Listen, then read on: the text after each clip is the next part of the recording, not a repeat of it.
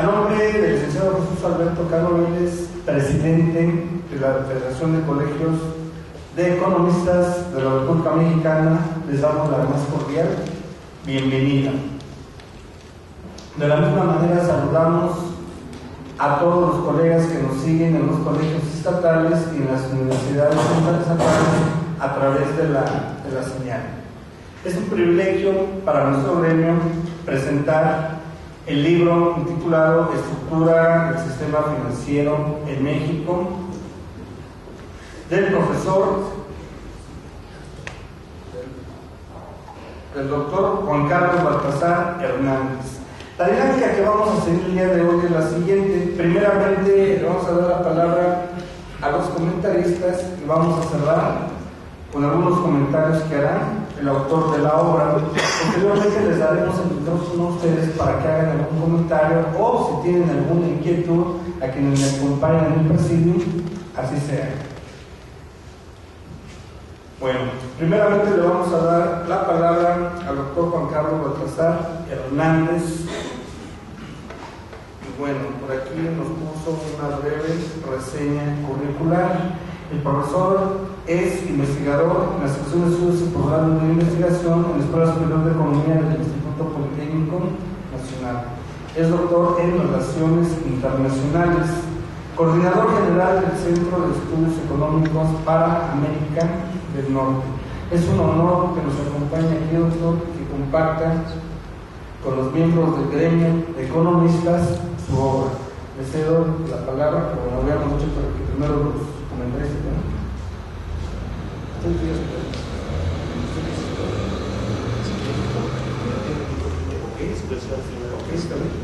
Bueno, entonces, en este orden de ideas, primero le daremos la palabra al maestro Jorge Ramón Silva García, quien es licenciado en Economía por la Escuela Superior de Economía del Instituto Politécnico Nacional, es maestro en banca.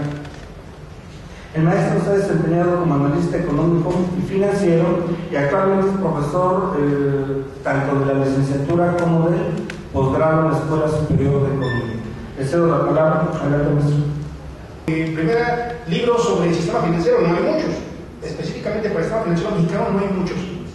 ¿Sí? Y además uno de un colega de la Escuela de Economía del Politécnico, pues realmente creo que es el primero. Así que para mí fue muy interesante verlo en ese sentido. Sí, hay por ahí alguno. Yo cuando mis alumnos me preguntan qué les recomiendo para identificar el sistema financiero, pues generalmente el más importante es uno de algún autor norteamericano, y obviamente pensando en el sistema financiero norteamericano. Y entonces, cuando yo vi dije, esto me graba, ¿no? Es muy interesante. Creo que, doctor, yo en primer lugar lo felicito por eso, porque pues ya, gracias a usted, ya podemos decir que tenemos el primer libro del sistema financiero escrito por un economista del Politécnico Nacional. Yo leí el libro con mucho interés, me agrada mucho este autor, ¿no? Aquí a todos los que nos acompañan. El hecho de que usted primero lo que hace es platicarnos, ¿no? Desde su origen, por ejemplo, la Comisión Nacional Bancaria de Valores, ¿dónde nace? ¿Cuál es la idea de la comisión? ¿Cuál es su función? ¿Sí? Hace lo mismo con las otras comisiones de la Comisión Nacional del Sistema Corporativo, ¿sí? La Comisión Nacional de Seguros y Fianzas, y eso es importante. Mis alumnos compartieron algunos, los muchos que están cursando la asignatura del sistema financiero y monetario. ¿Sí? Cuando ellos van a buscar algún libro, pues realmente no hay mucho que ellos donde puedan encontrar con la CONSA. ¿Sí? No hay algún libro donde ellos puedan buscar algo específicamente sobre la Comisión Nacional de Seguros y Fianzas. Porque, repito, generalmente son autores norteamericanos y pues allá sus comisiones son diferentes. A lo mejor es pero son diferentes en los intermediarios específicamente, detalles. ¿Sí? Entonces, a mí me agrada mucho la idea de este autor, yo lo felicito. ¿Sí? El analizar a los intermediarios, como usted lo hace, nos platica qué son los mercados financieros, cómo funcionan, ¿sí? El mercado primario, el mercado secundario, cuál es la función para nuestras pequeñas empresas. ¿Sí? Creo que eso es fundamental, doctor. Pero además creo que el libro a mí en particular me llama mucha atención porque yo la verdad es que no he tenido el gusto de leerlo, doctor, pero a mí me lo dan en la semana y creo que es un momento crucial. Estamos en un proceso en el que está discutiendo la reforma financiera, ¿sí? Y por aquí hace un par de meses me invitaron a platicar y yo comentaba, me preocupa mucho como economista que nuestros diputados, nuestro Congreso vaya a hacer una nueva ley sobre la reforma financiera. pero que no conozcan exactamente de qué están hablando. Así que a lo mejor si yo tuviera que recomendar el libro a alguien, el libro de usted, doctor, empezaría por recomendárselo a nuestros representantes, a nuestros diputados, senadores, para que sepan de qué caramba estamos hablando. ¿Sí? Para que tengan la responsabilidad tan enorme que en este momento tienen en sus manos. ¿Sí? Entonces, yo creo que eso es muy valioso, doctor. Creo que el momento es el oportuno. Creo que no puedo haber tocado el mejor momento. ¿Sí? La reforma financiera está en este momento en discusiones, además de las reformas, pero creo que esta, para mí como economista, es una de las reformas más importantes.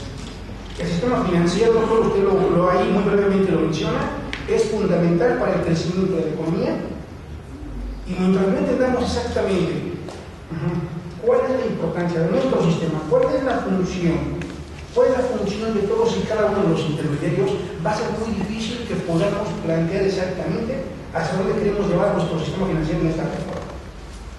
Sí. Cuando yo lo vi, de verdad, soy sincero, yo pensé, habría que, no se lo regale el doctor, no, porque sus sueldos son muy altos como para que le regalemos un ejemplar a nuestros diputados, pero sí valdría la pena que les recomendáramos que empezaran. Antes de discutir algo, antes de proponer algo, sí creo que sería muy conveniente que tuvieran la oportunidad de leer su libro. Y quedan por seguro que mis alumnos que están por aquí tendrán en su momento la oportunidad de revisar.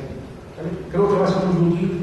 Muchas actividades, doctor, y repito, por lo menos para mí fue un gusto saber que un economista de Politécnico ya tenemos un libro de sistema financiero. Muchas felicidades, doctor. Muchas gracias. Existe poca literatura, los alumnos que están aquí presentes, que están estudiando el séptimo semestre, se han dado cuenta de eso.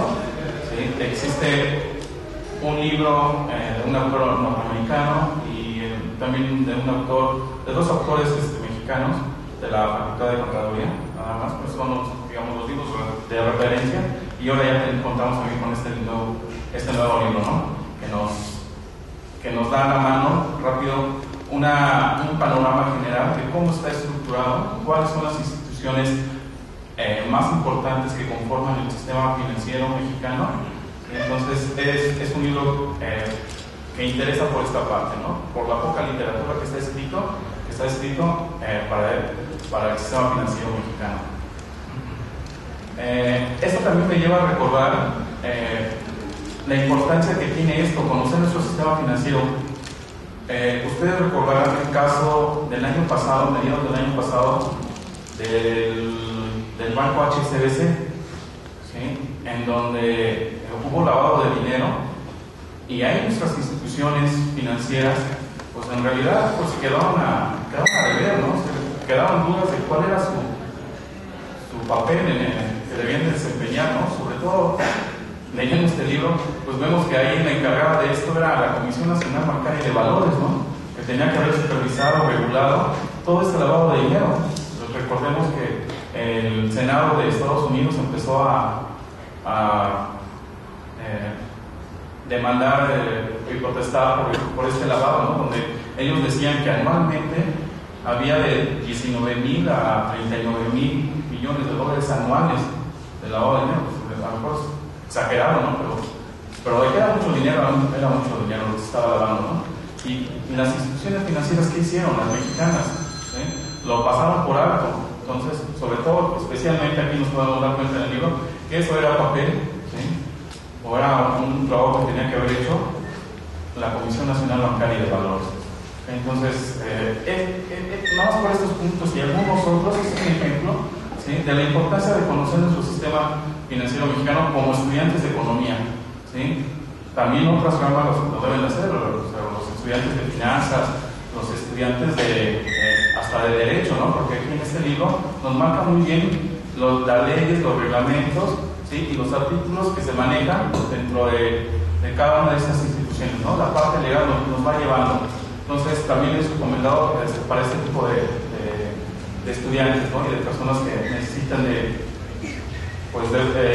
conocer cómo está estructurado. El libro también nos lleva nos da a conocer la responsabilidad de obligación de cada una de las instituciones, ¿sí? Que conforman este sistema financiero, ¿sí? ¿Qué es lo que deben de hacer? ¿Sí? ¿Cuál es su obligación? ¿Cómo deben de operar o cómo operan? ¿Sí? bajo qué leyes y qué reglamentos están operando, quiénes la respaldan. Aunque ustedes no lo crean o es difícil luego de creerlo, ¿sí? Nuestro sistema financiero está regulado de una manera excelente, muy buena, mejor que a lo mejor que de los Estados Unidos. ¿Sí? En los Estados Unidos la reglamentación es menor que la de México para su sistema financiero. Aquí realmente se trata de cumplir los acuerdos de Basilea 1, Basilea 2, Basilea 3. Están cumpliendo estos acuerdos, tratan de cumplirlos. Hay fallas, hay muchas fallas, sobre todo en la hora de la operación, claro que hay fallas, pero por lo menos los acuerdos ahí están, los reglamentos de ellos ahí están. Para que falta cumplir, ¿verdad? Que se llegue a cumplir realmente bien. En el caso de Estados Unidos hay muchos huecos, ¿no? Y a ellos no les conviene ser, ellos no quisieran que se les regulara, ellos quisieran estar haciendo y deshaciendo como a ellos les gustara, ¿no? Entonces, sí hay ahí algunas diferencias, ¿no? Que luego nos resulta difícil creerlo, pero así es. Otra cuestión es también, nos muestra el libro el manejo de estructura de cada una de las instituciones. Ejemplo, por ejemplo, nos lo pone en la página 153, ahí con la Comisión Nacional de Seguros y Fianzas, ahí nos maneja cómo está todo estructurado. Ese es un ejemplo, porque en todas las instituciones que manejan está el organigrama, ¿no? ¿Qué es lo que hacen? ¿Cómo está operando? Entonces, pues es una manera muy fácil, muy gráfica de visualizar cómo está operando cada una de estas instituciones.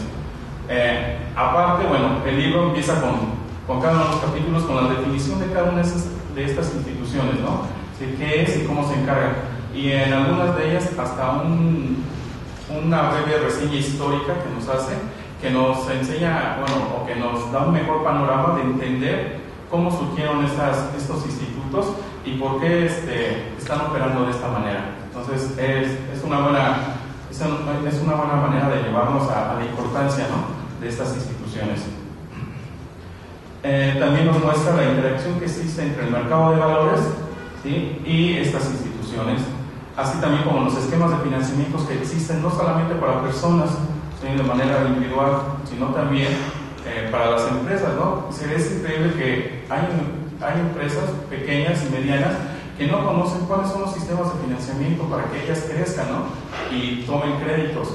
Pues bueno, es una manera de que ellas también, las personas que tienen empresas pequeñas, pues consultando este libro, pues tengan una idea más general de cuáles son estas instituciones y cómo funcionan, cómo operan y cómo pueden llegarse ellas de recursos, ¿no? No simplemente nada más acudir a los bancos, o a otras instituciones que son muy caras en cuanto al crédito que otorgan, ¿no? Existen otras maneras y este libro lo muestra, ¿no? Nos da un panorama general de eso. También nos muestra un tema muy importante, algo que sí resaltó para mí, fue el capítulo que habla sobre el sistema de ahorro. ¿Sí? Se habla, sobre todo, fue importante para mí, porque este tema se toca muy poco, se conoce muy poco. Entonces aquí lo aborda de manera sencilla, clara, y nos da igual una idea muy general de lo que es el sistema de ahorro, cómo se manejan nuestras cuentas, cuáles son las operadoras que existen en estas cuentas. Entonces, de manera muy clara nos da un panorama para que nosotros sigamos investigando, ¿sí? Porque en el libro a lo mejor nos quedan muchas dudas, ¿no? ¿Sí? De algunas cuestiones, si nos interesa algún tema, ¿no? Como puede ser ¿no? Ustedes que están empezando como jóvenes a trabajar y que empiezan a cotizar dentro de un sistema de ahorro para su retiro, pues les deben interesar, deben estar ahí y checar este capítulo que se me hace muy interesante, pues, sobre todo para ustedes los jóvenes. Bueno, para todos, pero especial para los jóvenes.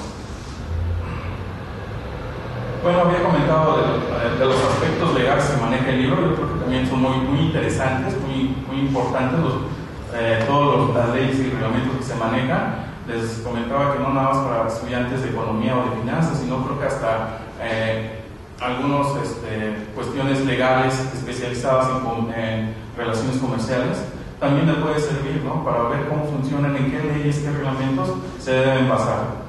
Y bueno, pues por último, pues la evolución que ha tenido el sistema financiero mexicano ha sido más rápido y más de manera más constante a partir de este proceso de globalización en que entra México. ¿sí? De hecho, lo toca el autor en su introducción, ¿no? Que este proceso, que estos cambios que se han dado dentro del sistema financiero mexicano, ¿sí? Han sido mucho causados por ese proceso de globalización. Entonces, pues constantemente está cambiando todo este sistema financiero, cada vez se vuelve más complejo, más difícil.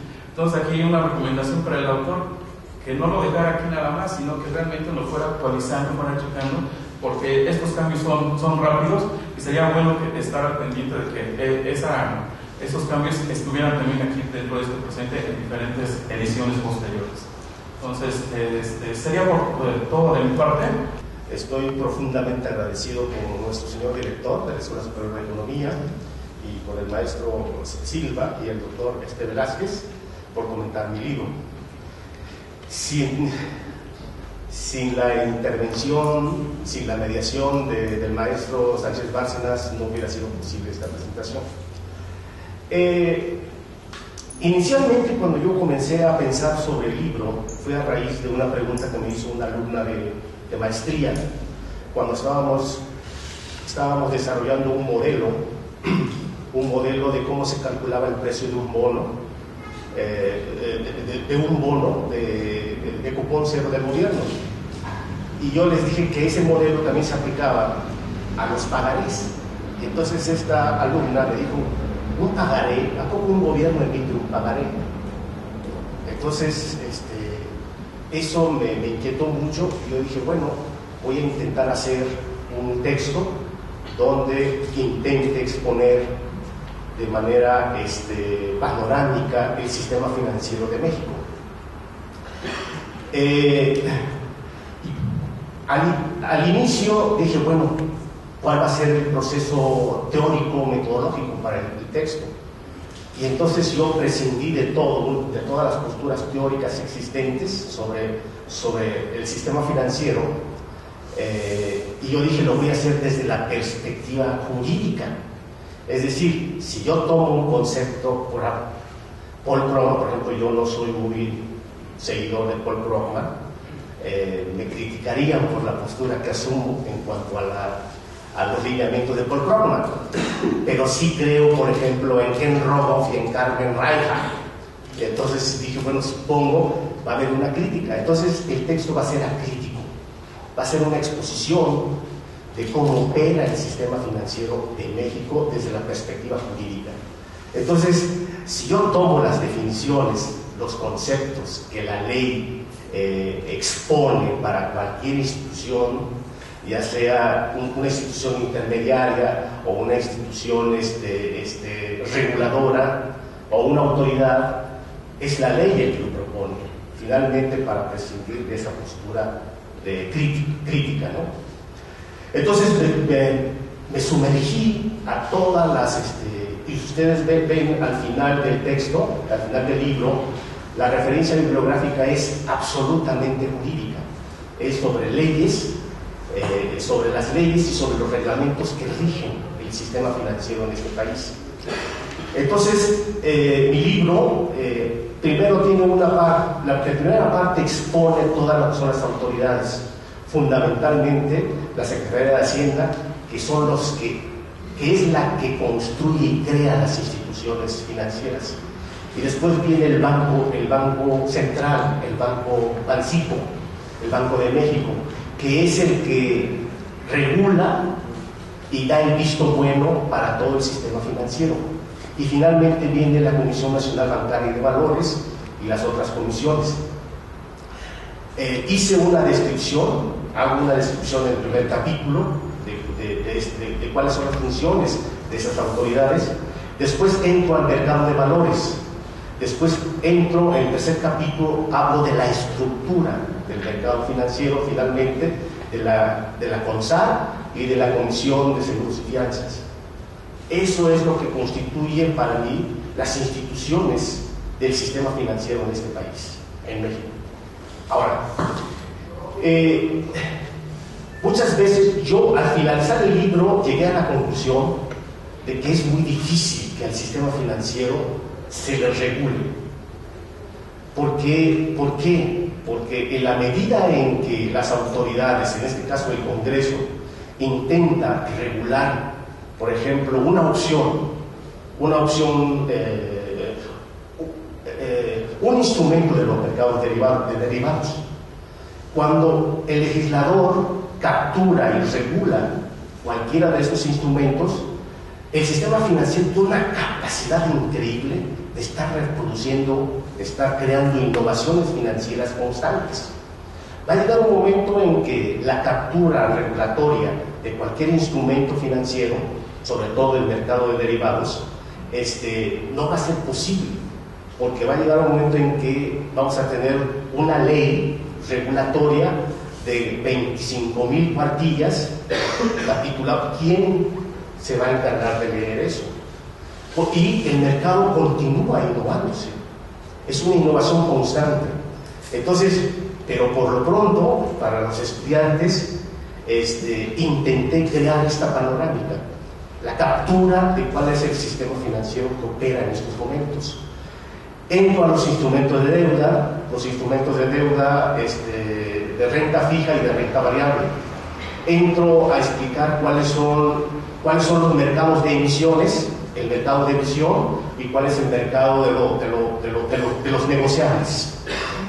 Entonces, en el mercado de los negociables es donde está la estructura del sistema financiero. Claro, en el mercado de las emisiones, ahí tiene que atravesar por todas las exigencias regulatorias que piden las instituciones que regulan el sistema financiero. En el instrumento de deuda, por ejemplo, sobre todo la deuda del gobierno, cuando yo entré a describir este capítulo, quise de alguna manera inducir a mis lectores a que vincularan esta estructura de deuda con lo que está ocurriendo en el mercado financiero global.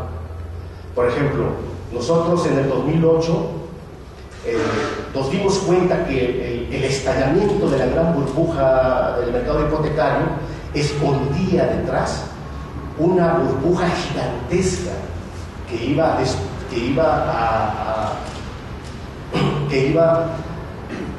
a destronar, a destruir todo el sistema, ¿no?, que era el mercado de deuda. Incluso en estos momentos hay una gran polémica entre los economistas americanos, por ejemplo, la escuela de Harvard contra la escuela de Princeton. Princeton está encabezado por Paul Krugman y Harvard está encabezado por Ken Rogoff. Ken Rogoff y Carmen Reinhardt llegaron a una conclusión y dijeron hipotéticamente que cuando un gobierno o una economía tiene una deuda soberana que rebasa el 90% de su producto, hay riesgo de que esta economía entre a una recesión.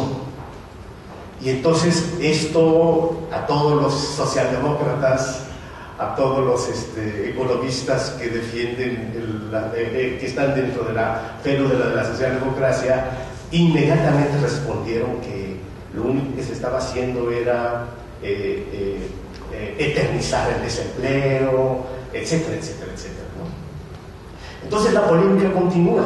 Incluso estos señores, Rogoff y Reinhardt, dicen que la caída de las economías periféricas de la zona euro, y hay otras economías que todavía no están en su burbuja, la burbuja de deuda, que están dentro de la Unión Europea. Por ejemplo, ahí está el Reino Unido, que todavía no le estalla su burbuja. Entonces,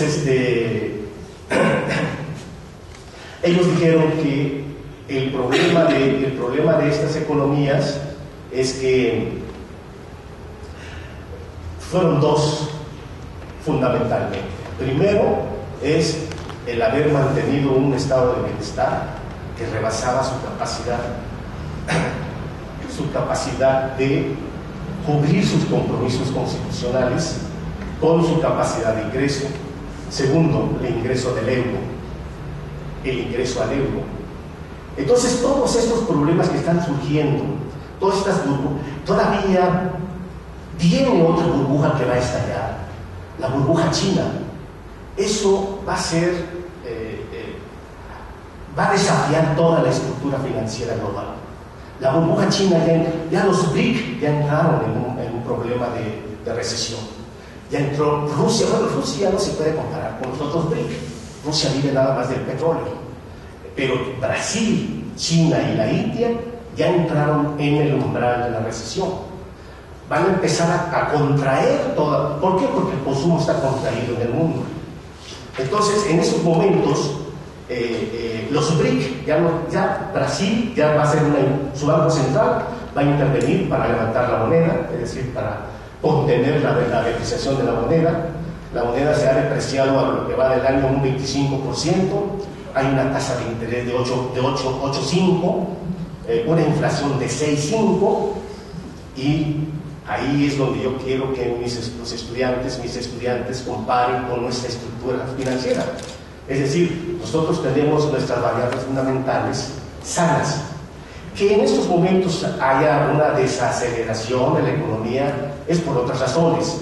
Por razones de que, por ejemplo, de que no se han hecho las reformas estructurales, como es, por ejemplo, construir el aeropuerto, ampliar toda la infraestructura portuaria, la infraestructura carretera, ¿verdad? Entonces, y esto se agudizó porque la brecha del crecimiento del producto a partir del 2009 se empezó a estrechar por el requerimiento de estas reformas. Entonces, y ahora se agudizó porque el gasto, acuérdense ustedes que el gasto no se ejerció, sino que se ejerció tardíamente. El gasto es necesario para detonar el resto de la economía. Pero cuando se dieron cuenta de eso, y otra de las cosas fue, por ejemplo, que las entidades federativas, como entraron en un problema de endeudamiento alto, la transferencia federal empezaron a canalizarlo, a enviarlos a desapalancar, vamos, a la entidad federativa, ¿no? Entonces eso inhibió y contrajo la inversión tanto de las entidades federativas como la inversión federal, y esto hace que se propague un problema de la contracción del crecimiento, de las expectativas que se había propuesto el gobierno a inicios del año, que era 3,5, y ahora en esos momentos los han ubicado en 1,8. Pero yo tengo el optimismo de que este segundo semestre se reactive y va a venir un impulso que espero que se realice de las reformas que se están proponiendo. No sabemos cómo viene la fiscal, pero si la fiscal viene como la mayoría de los economistas piensan, ¿no?, que ahora sí se va a desplazar un poco, gravar el ingreso para trasladarlo más a un poco a gravar el consumo, ¿no?, que ese es el problema, tratar de hacer un equilibrio entre gravar consumo y gravar ingresos, que ese es el punto central de la reforma. Claro, y los otros problemas que las excepciones fiscales, etcétera, etcétera, etcétera, ¿no? Entonces, yo quiero que con este libro, es decir, era uno de mis propósitos, que mis estudiantes lo vincularan para explicar lo que está ocurriendo con el sistema financiero global. Ese es así, a grandes rasgos, lo que yo estaba pensando cuando yo empecé a construir mi libro, ¿no?, a redactar mi libro.